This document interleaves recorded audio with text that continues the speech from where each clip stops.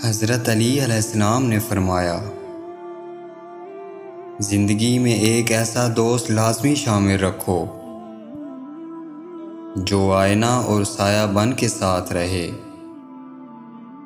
क्योंकि आईना झूठ नहीं बोलता और साया साथ नहीं छोड़ता।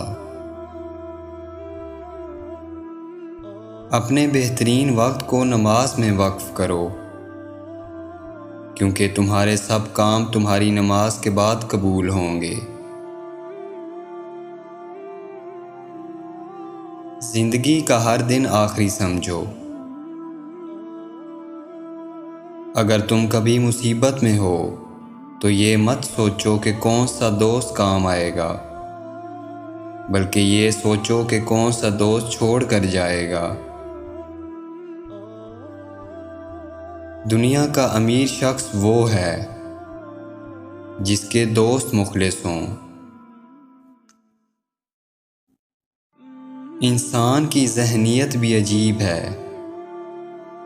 बीमारी की खौफ से खाना तो छोड़ सकता है, लेकिन दोज़ख के खौफ से गुनाह नहीं।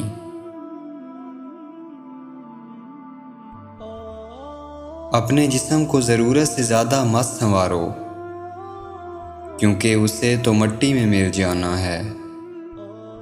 संवारना है तो अपनी रूह को संवारो, क्योंकि उसे रब के पास जाना है।